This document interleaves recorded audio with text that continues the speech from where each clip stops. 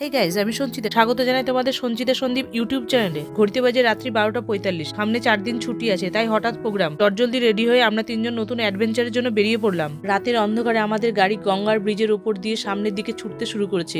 গাড়ি ছোটাতে ছোটাতে কিছুক্ষণের মধ্যে আমরা পৌঁছে গেলাম শিবপুর টোল প্লাজা। নিঝুম রাতের অন্ধকারে গাড়ি ছোটাতে বেশ ভালোই লাগছিল।